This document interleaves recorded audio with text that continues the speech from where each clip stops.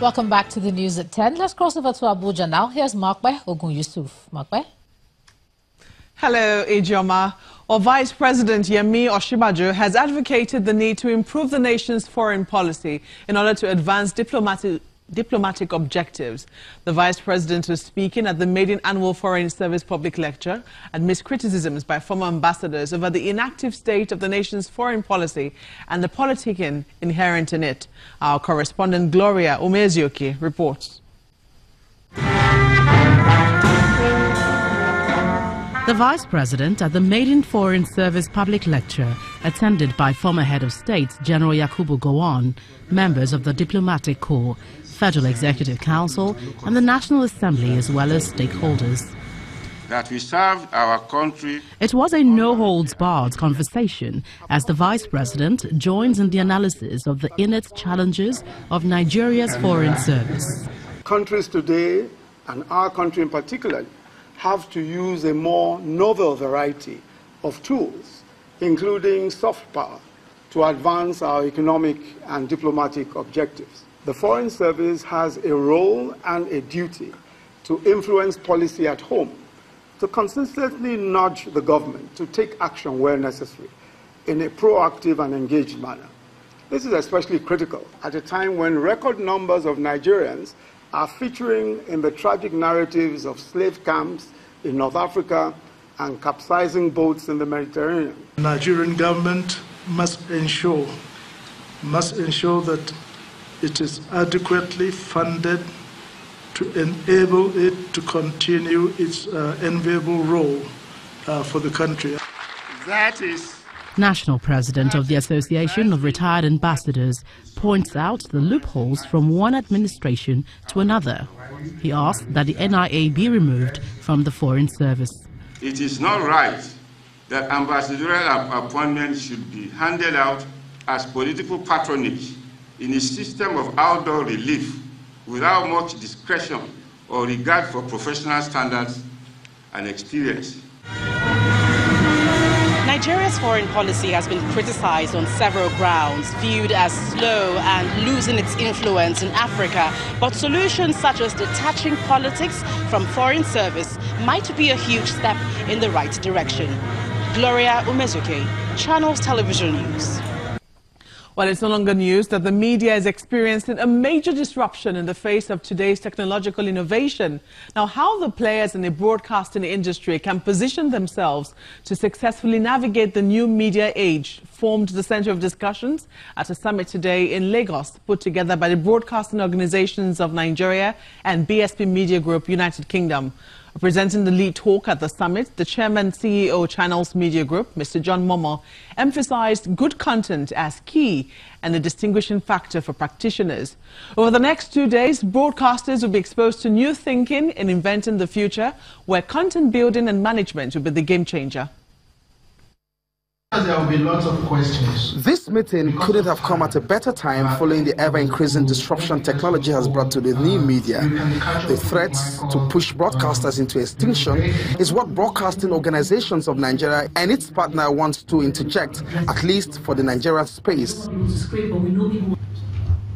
The first league talk is by the chairman of the organization, Mr. John Momo. He raises some hopes, however laced with caveats. Delighted. In 5, 10, or even 15 years, people will still be watching the news. They will watch soaps, sports, drama, and children's television, and probably they'll be voting their favorite talents in the various shows that will be on TV and their contestants. The only thing that will remain constant in the future is content. And with emphasis, I say good content. So for broadcasters, the best way for us to invent the future is to invent, adapt, and innovate. virtual realities, internet protocols, satellite transmission, and the various cutting-edge technology in content development has and will continue to pose a huge challenge for regulation in the digitization of broadcasting. Professor Idachaba shows the trajectory of the NBC in the new age. We hope that by creating standards, we'll create harmony, we'll be able to increase quality, we'll also ensure consumer satisfaction. We also hope that we'll bring in transparency in the entire digital transition, which is key anywhere in the world. And then we'll also hope that we'll have the capacity through regulatory intervention to be able to resolve disputes. Now, in our structure, I'm glad to say we are already converged and the potentials are huge.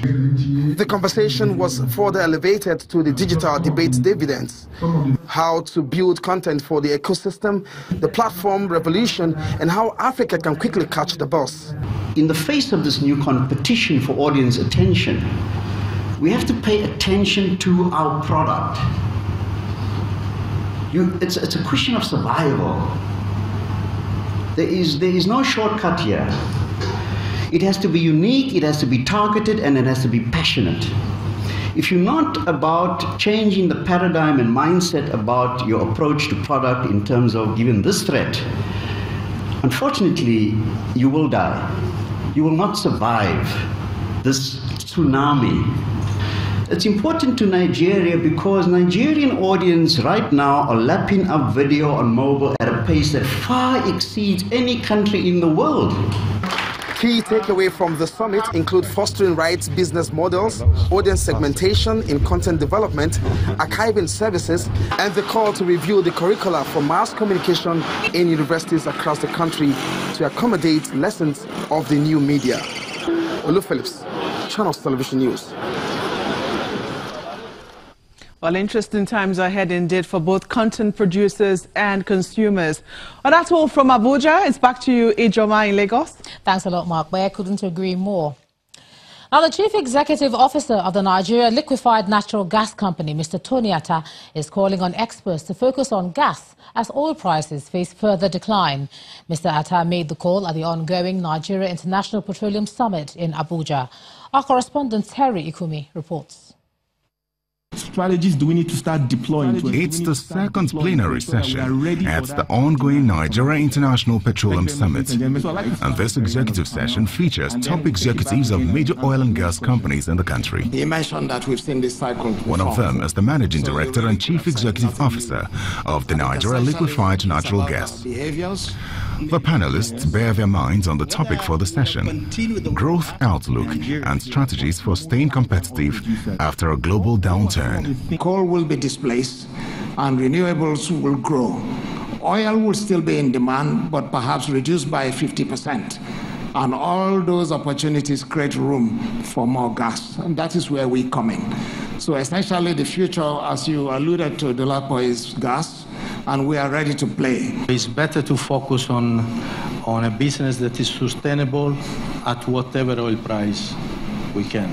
So cost efficiency and the sustainability. According to the Organization of Petroleum Exporting Countries, Nigeria has natural gas reserves of over 5 trillion cubic meters and exports over 26 billion cubic meters as at January 2018. The NLNG plays a key role in the nation's gas sector as it has helped in the reduction of the nation's flaring profile from 65% to below 25%. The company also supplies about 40% of the annual cooking gas consumption. Mr. Atta says the company is ready to take advantage of the abundance of gas in the country and create a market for the impending growth of domestic gas. Should we create the market before we invest, or should we attract investors when there is no market? And that is where I position NLNG as the platform for the domestic market to grow. We offer ourselves. If you can produce it, NLNG will take it. The NLNG is optimistic of what the future holds for the gas industry and believes that it has the strategies to harness the gas opportunities available. Terry Ikumi, reporting for Channels Television. I know this is also a play around gas. From there, we move on to the business news for the day. Here's Melinda Akinlami.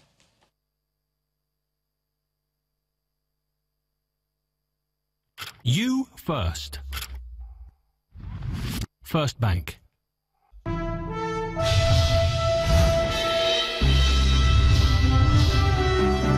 thanks, Ijoma. Welcome to Business News. The Nigerian National Petroleum Corporation, NNPC, says it has imported 9.8 million metric tons of petrol worth $5.8 billion to deal with the fuel shortage since late 2017. And this was mentioned in Abuja today by the NNPC's Group Managing Director, Mr. Osinbajo, who was represented during a public hearing by the Senate Committee on Public Accounts. He says NNPC's intervention became necessary following the inability of major and independent marketers to import the product for supply due to the high landing cost. Mr. Baru hints that the cross-border smuggling and logistic issues remains key challenges to ending fuel scarcity in the country.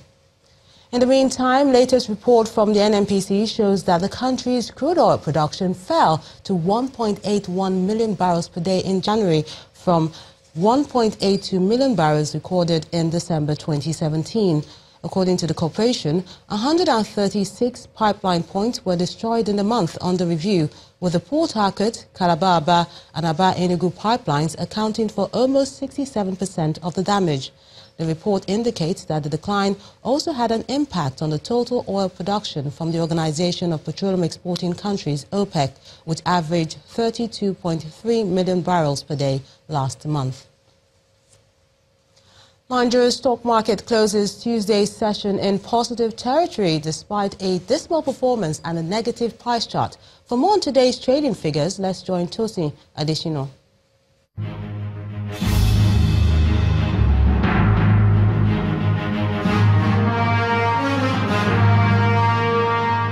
Many thanks for joining us on the Stock Market Report.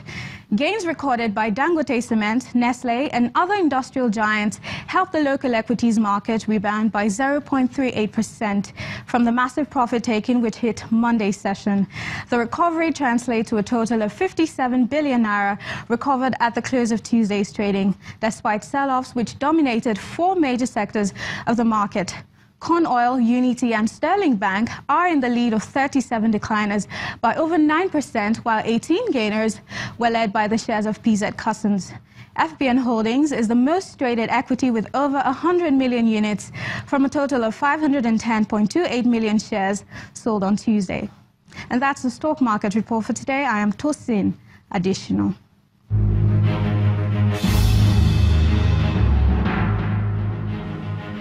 Global equities market ended Tuesday's session with mixed sentiments, and that's across board after investors tried to shake off concerns and focus on the latest quarterly earnings. Let's check out those numbers now.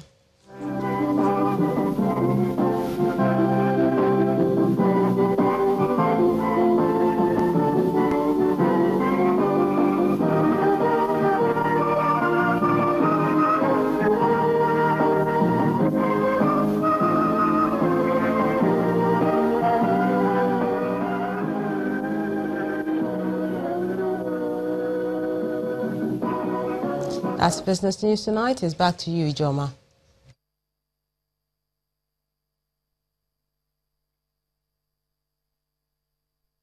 You first. First Bank. Thanks, Belinda. Still ahead on the news at 10, the Confederation of African Football approves Agege Stadium in Lagos as the home ground of the MFMFC for the 2018 Champions League. That's on sports. Please stay with us.